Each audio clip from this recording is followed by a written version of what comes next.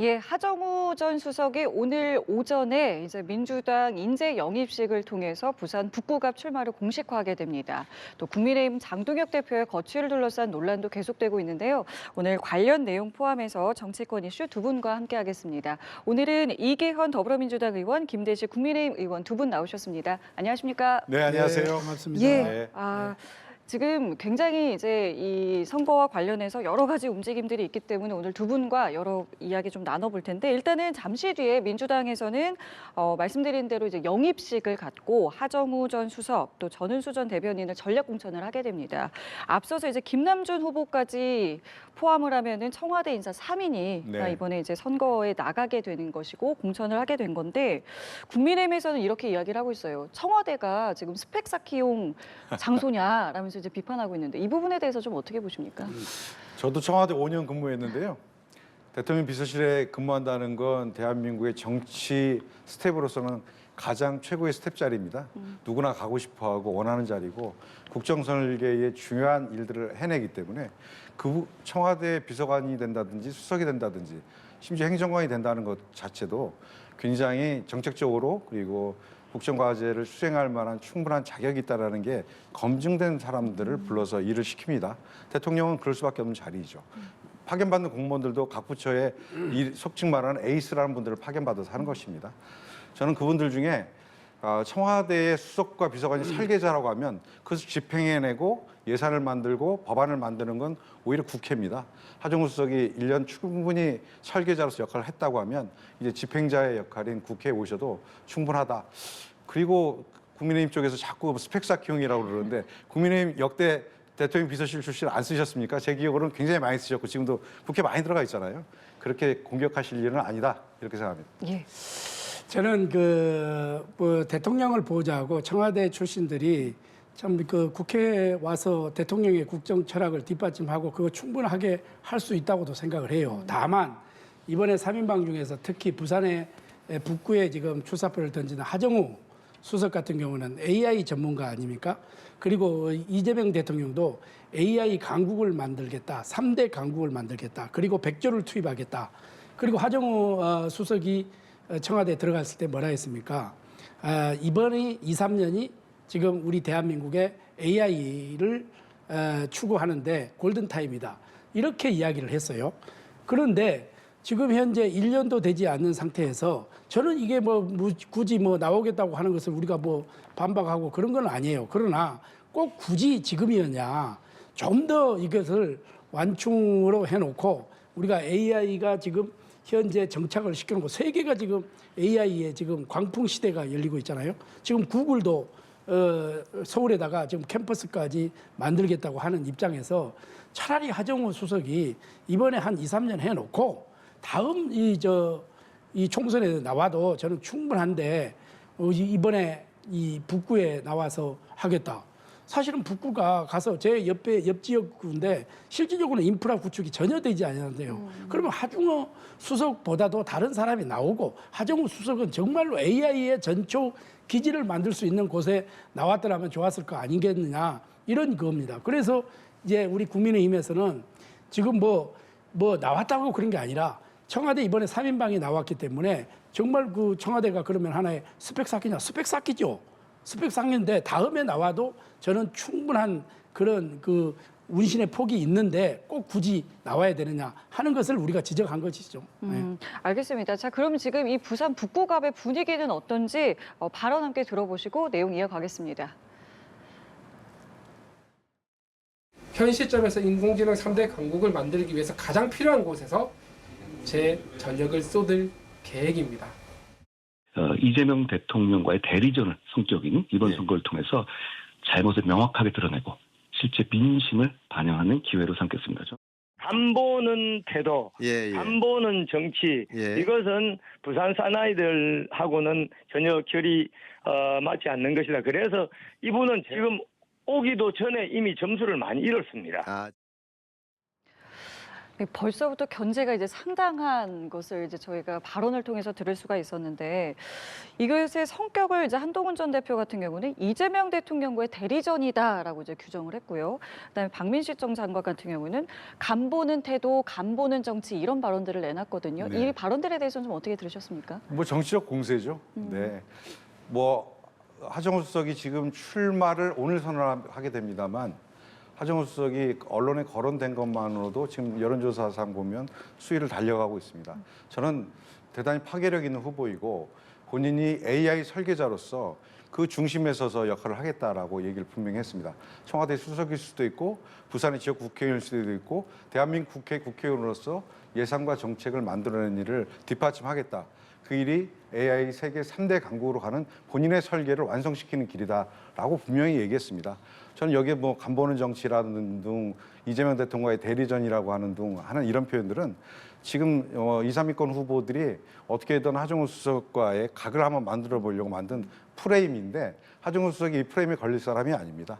저는 그런 측면에서 정치를 해왔던 분은 아니지만 학자로서 또 행정가로서 뛰어난 역량을 보였기 때문에 국회에서 와서 AI 강국, 3대 강국 대한민국을 만들어 주실 적임자다. 저는 굉장히 응원하고 제 스스로도 몇 번 기회가 되면 가서 돕고 싶은 그런 마음이 있습니다. 앞서 말씀하신 것처럼 부산 민심 누구보다 잘 아시는데 지금 좀 그렇습니다. 어떻게 읽고 계세요? 지금 현재 북구가 지금 그 만만치 않는 지역이에요. 전재수 의원이 지금 해서 거기서 3선을 했던 지역구 아닙니까? 네. 그리고 하정우 지금 이 수석이 아직 출마 공식 선언도 하지 않았는데 지난번에 이 미디어 토마토 이 여론조사를 보니까 하정우 수석이 35.5%, 한동훈 전 대표가 28.5%, 박민식 전 장관 26% 아닙니까?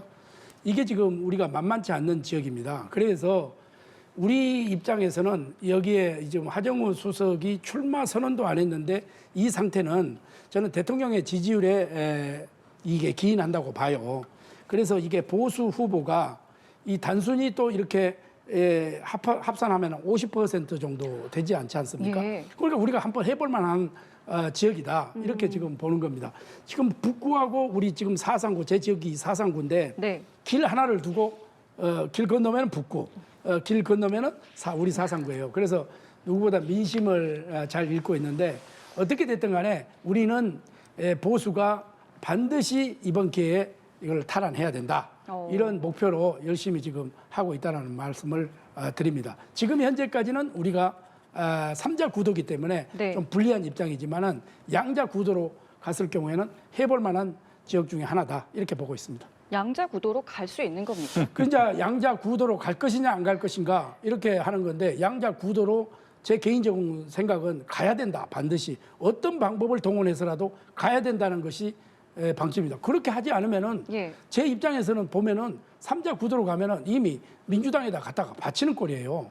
이게 선거라는 것은 좀 냉정해야 됩니다. 감정이 들어가면 안 되고 이 선거에 또 여론조사는 과학 아니겠습니까?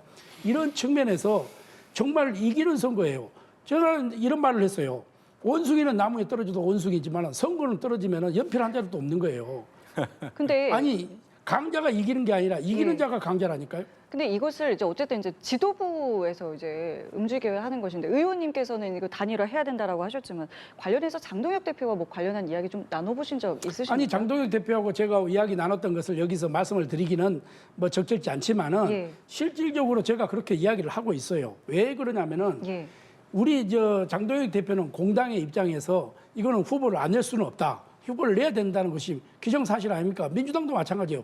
조국이 나오는 조국 신당의 대표가 나온 지역에 민주당도 내듯이 우리도 내는 거예요.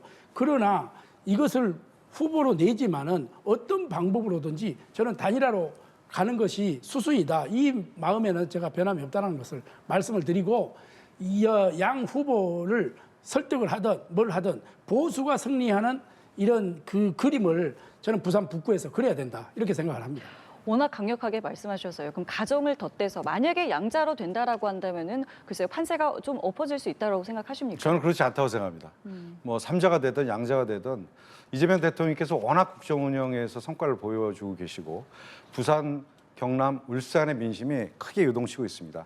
저는 이것이 여론조사에도 보여졌고 특히 하정우 수석의 출마로 또 대통령께서 초대 해수부 장관을 임명해 주셨던 전재수 장관이 지금 부산시장으로 나가 있는 상태입니다. 저는 큰 변화가 없을 거라고 생각하고요. 특히 한동훈 후보와 관련해서 한 말씀 드리면 박민식 후보도 마찬가지로 윤석열 때 초대 법무부 장관을 했었고 한동훈 후보는 초대 법무부 장관을 했습니다. 두 사람의 차이는 윤석열로부터 버림을 받았든가 받은 한동훈 후보, 버림받지 않았던 박민식 후보 정도의 차이입니다. 저는 이번 선거가 물론 지방선거에 보완적으로 생긴 보궐선거지만 윤석열 대통령의 뿌리를 이어가려고 했던 한동훈이라든지 박민식이라는 사람들에 대해서 저는 분명히 국민들이 심판할 것이라고 생각합니다. 특히 한동훈 대표는 저희들이 세간에서 이렇게 얘기하지 않습니까? 옷 잘 입는 윤석열, 술 안 마시는 윤석열 이렇습니다.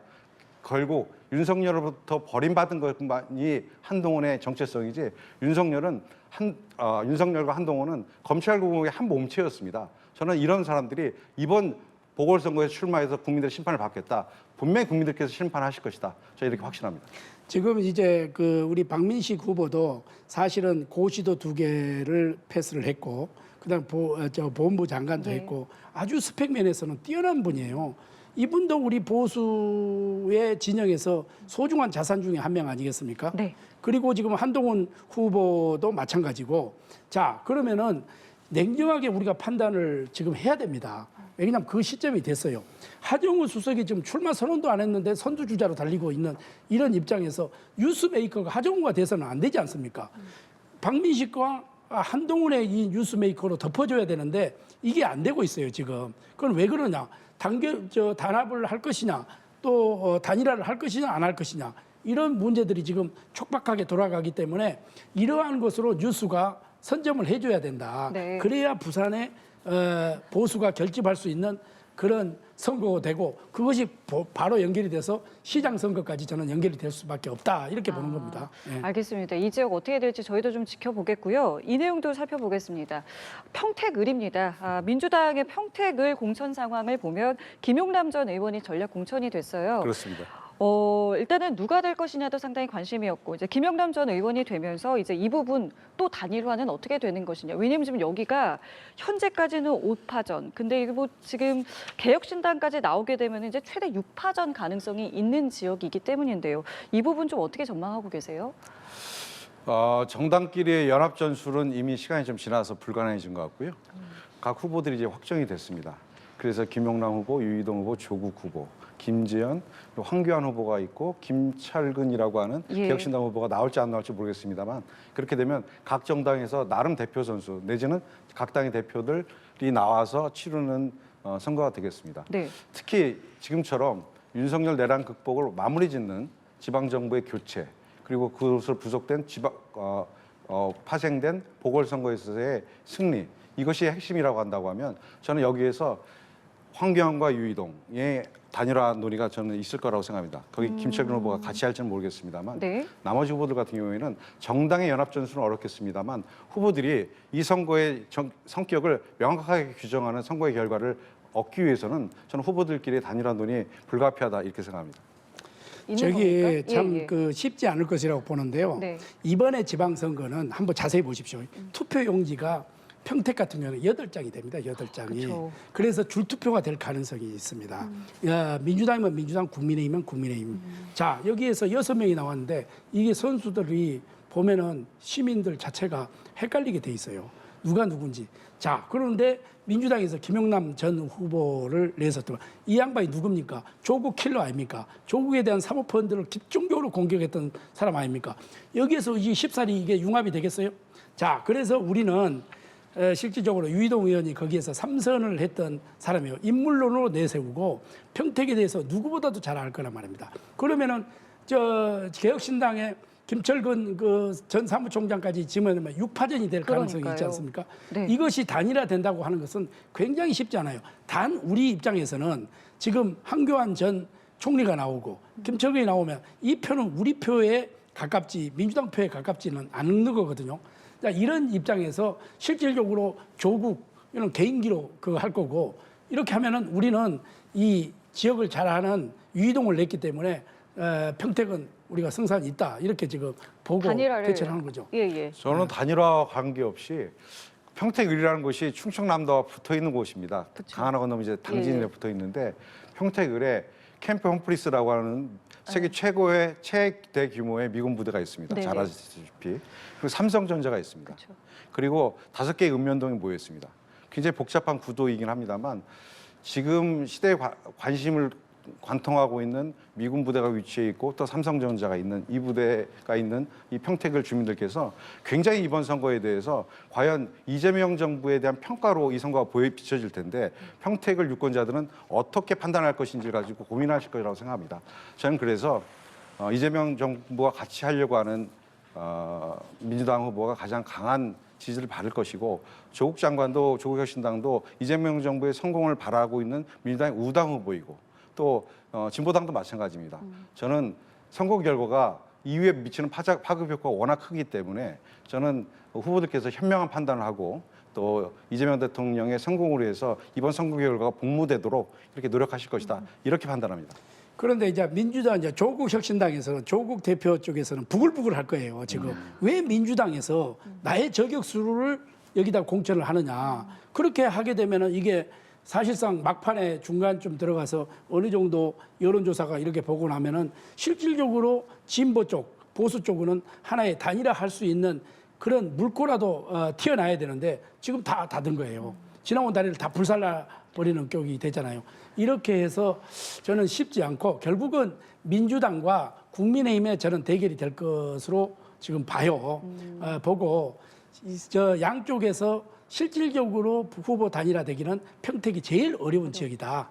이렇게 보기 때문에 지금 김영남이냐 유이동이냐 이런 저는 두 선택의 갈림길이 아니겠느냐 이렇게 저는 보고 있습니다. 유권자들이 현명하게 판단하실 거라 저는 믿습니다. 그래서 후보들끼리의 단일화가 설사 무산된다 하더라도 그렇게 되면 지금의 윤석열 세력과 윤석열을 극복하자 하는 두 세력 중에 평택을 유권자들은 어떤 후보가 우리의 민심을 대표하고 있는지를 판단하고 저는 민주당으로 중심으로 해서 유권자들께서 현명한 판단을 내려주실 것이다 이렇게 믿습니다.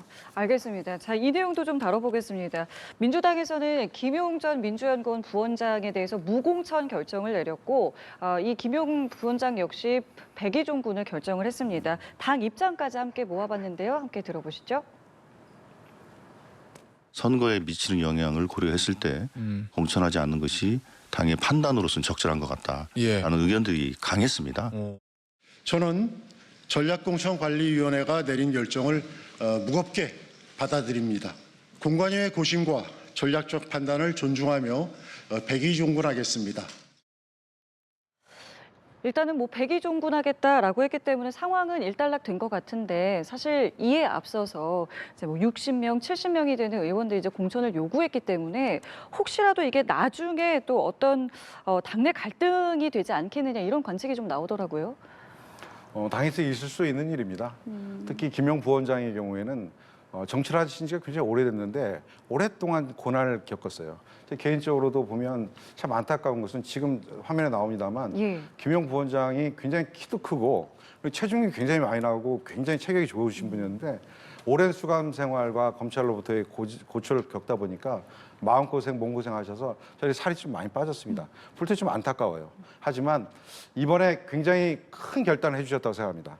당에서 공천을 받지 못하셨지만 김용 부원장이 가졌던 뜻은 정말 윤석열 검찰공화국을 이번 선거에서 마무리 짓는 것이었고 본인 스스로 해보고 싶었지만 공천을 못 받았지만 그 다음 후보들이 그 일을 해주실 것이고 본인이 그 길에 같이 도와서 가겠다라고 하는 본인의 아픈 의지 그리고 굳은 의지를 다시 한번 표현해 주셔서 당이 좀 어려운 결정했는데 저렇게 후보가 어렵게 받아주셔서 대단히 감사하다는 말씀 드립니다. 그리고 저도 이번 선거에서 김용 부원장이 가졌던 생각이 꼭 관철될 수 있도록 최선의 노력을 다할 것이다. 이런 말씀 드립니다. 저는 이게 김용 부원장을 공천하느냐 아느냐 이거 갈림길에서 네. 저는 두 가지 포인트를 봤습니다. 재밌는 포인트인데 네. 첫 번째는 이 조작 기소의 피해자라고 지금 주장을 했지 않습니까? 그런데 이제 사무총장이 나와가지고 만약에 김용 전 부원장을 공천을 했을 경우에 사법 리스크에 대한 부담감 이렇게 하면 이것은 정치 보복이라고 생각하면 김용을 해야지요. 그런데 지금 뺐단 말이죠. 그것은 선거판에서 굉장히 부담스러웠다는 한 일면을 봤던 거고, 또 하나는 지금 60여 명, 언론에는 정확한 숫자는 없는데 언론에 나오기는 60여 명이 김용 부원장을 공천을 해야 된다. 예. 이렇게 하는데 나는 이재명 대통령 입장에서 굉장히 서운할 것 같아. 왜 서운하느냐? 그때 이재명 대통령의 기소를 취소하라는 의원들이 104명이었는데 44명이 어디 갔습니까? 이거 배신 행위라고 볼 수도 나는 있다. 이 정치판에서. 야, 그러면은 이 벌써부터 다음에 이 주자에게 줄을 서는가? 그러면 명나라는 가고 청나라가 올 때 대비를 하는 건가? 이런 것이 두 가지 포인트예요. 나는 이재명 대통령 입장에서는 굉장히 서운할 것 같아. 44명 어디 갔어요? 44명 어디 갔냐고. 비교가 안 되는 얘기를 해주신 것 같고요. 김용 부원장은 대통령의 오랜 참모입니다. 제가 그래서 성남에서도 오랫동안 한 25년 정도 뵀던 선배님이신데, 그 김용 부원장께서 이렇게 고초를 겪고 아픔이 있었음에도 불구하고 본인이 스스로 출마하지 못하는 상황이 생겼을 때 이렇게 바로 즉각적으로 그 결과에 대해서 수긍하고, 그리고 이렇게 선거 승리를 위해서 본인이 백의종군하시겠다는 저 말씀은 이재명 정부의 성공이 얼마나 중요한지, 그것이 자기 본인의 정치적 성취보다 훨씬 더 중요한 과제라는 것을 본인이 너무 잘 알고 있는 분이어서 저렇게 수긍하시고, 그리고 바로 접수하시고, 그리고 그 이번 선거에 본인이 백의종군하겠다는 입장을 분명히 해주신 것 같아서 개인적으로 마음 아프고 또 응원드립니다. 알겠습니다. 자, 이번에는 국민의힘 상황도 살펴보겠습니다. 장동혁 대표를 둘러싼, 거취를 둘러싼 이 국민의힘 내부의 여러 가지 목소리 여전히 나오고 있는데요. 관련 발언 함께 들어보시죠. 아무도 뭐 하려고 하지 않을 거가 더 현실적인 해석 아닌가 싶습니다. 그러니까 새로운 얼굴을 발굴해내지 못하고 섭외해 오지 못하는 상황 아닌가. 장동혁 대표가 최근에 뭐 몇 가지 부분에 있어서 국민들의 시선에 미치지 못했던 그런 아쉬운 점이 있는 건 사실입니다. 송원석 원내대표 또한 이제 아쉬운 점이 있다라고까지 발언을 했는데, 당 대표 이제 특보로서 이제 장동혁 대표와 뭐 여러 시간들도 보내시고 대화도 많이 나누실 거라고 생각이 듭니다. 관련해서 이런 당내 목소리에 대해서 장 대표가 언급한 게 있었는지 좀 궁금한데요. 뭐 장동혁 대표도 본인이 네. 여러 가지 부족한 점, 이것을 충분하게 인지하고 있다, 이렇게 생각을 합니다. 저는 그렇게 생각을 합니다. 민주당 모 의원을 만났더만은, 형님, 내가 나무당 이야기를 해서 미안하지만은 국민의힘은 왜 그래? 그래서요. 왜 그러는 했더만은, 만약에 자기 당, 민주당의 대표가 저렇게 했으면은 민주당은 똘똘 뭉쳤을 것이다. 그런데 어떻게 국민의힘은 뭐 자중질환을 이렇게 일으키노? 이런 그 충고를 받을 때 굉장히 제가 부끄럽더라고요. 자, 그렇습니다. 지금 민주당은 국민의힘에서 그렇게 별로 공격을 하지 않아요. 그런데 우리 당의 이 식구들은 왜 이런지 나는 모르겠다는 것이 하나고, 예. 지역에 가서 보면은 뭐라고 하냐면은, 너희 좀 제발 싸우지 마라. 그러면 싸우지 말라는 게 민주당하고 싸우지 말라는 게 아니라 국민의힘 너희끼리 싸우지 말라는 이야기거든요. 이런 걸 들을 때 얼마나 부끄럽겠어요. 저는 그렇습니다. 장동혁 대표가 부족한 점이 있어요. 아니, 대통령도 부족한 점이 없겠습니까? 다 지도자들은 다 부족함이 있지. 그거를 보완하고 채워주는 역할이 우리 당원들과 우리 국회의원들 역할 아니겠습니까? 자, 장동혁 대표를 왜 뽑았습니까? 우리 100만 당원, 우리 국민들이 투표를 해서 뽑았지 않습니까? 장동혁 대표는 비상대책위원회 위원이 아니에요. 위원장이 아니에요. 당 대표예요. 그러면 이양에 뽑았으면 부족한 점은 있으면 우리가 채워주고 메꿔주고 또 충고할 거 있으면 가감하게 어드바이스 해주는 것이 당원, 국회의원들의 도리 아니겠어요? 자, 지금 이 전쟁이, 이게 사실은 여야가 전쟁 아닙니까? 총 만드는 전쟁 아니에요. 예. 살아남느냐 죽느냐 이런 거 아니겠어요? 네. 우리가 지금 지난 총선에서 패배하니까 어떤 지금 이 꼴이 됐습니까? 이럴 때에서 나는 지금 전쟁터에서 어떻게 지금 며칠 50일도 안 놔두고 장수를 바꿉니까? 그러나 정치는 결과 책임이에요. 이번 6월 3일 선거의 결과가 나와서 패배를 하면은 장동혁 대표도 물러나는 거예요.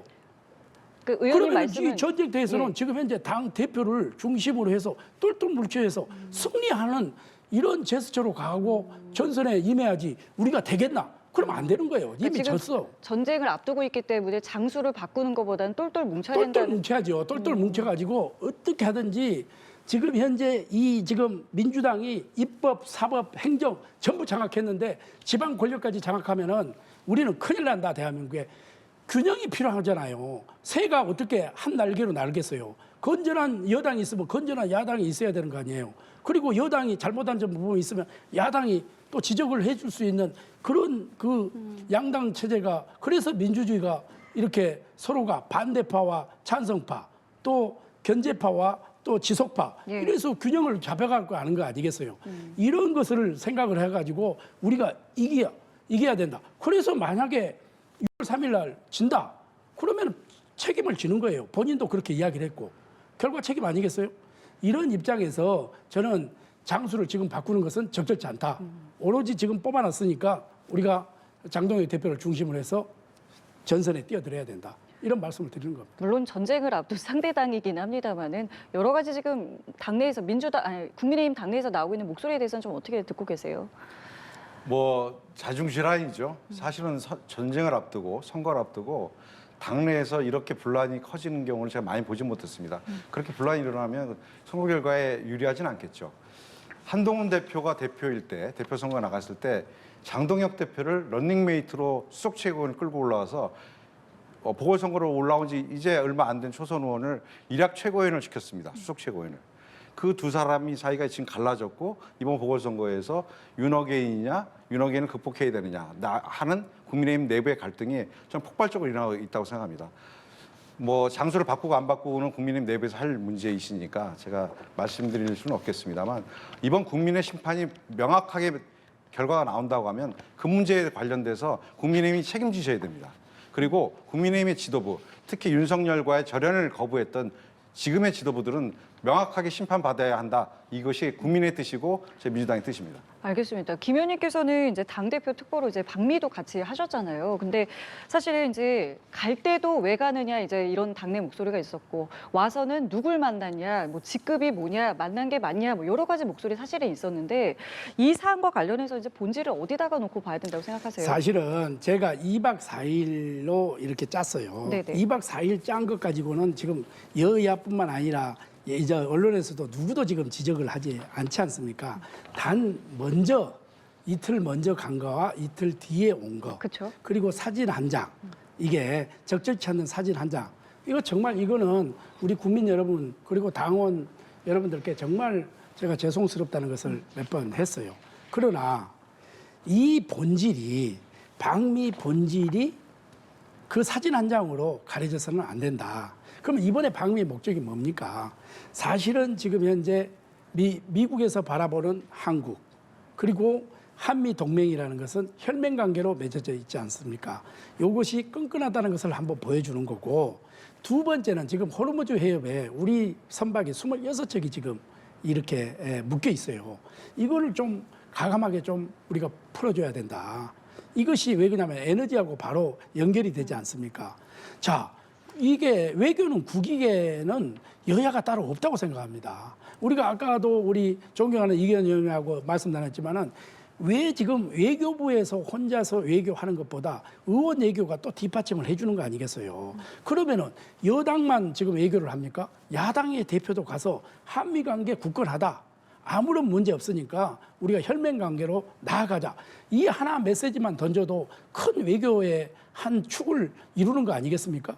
이런 부분을 사진 한 장을 가지고 그 2박 4일 동안 다 덮는 이런 것이 굉장히 저는 이거를 준비하는 입장에서 굉장히 좀 안타깝게 생각하고 속이 상해요. 저도. 장동희 대표도 그래요. 거기 갔다 와가지고 정확하게 지금 우리가 했으면 돼. 발표를 하고 누구를 만났고 어떤 게 했는데 이게 지금 실무진에서 굉장한 지금 착오를 좀 했던 것 같아요. 자, 그런 부분에 대해서는 우리가 좀 반성을 좀 해야 된다 하는 거고 거기에 가서 정말 역대 지금 한번 팩트 체크해 보십시오. 야당 대표가 미국 백악관에 들어가고 국무부에 들어간 적이 있습니까? 없습니다.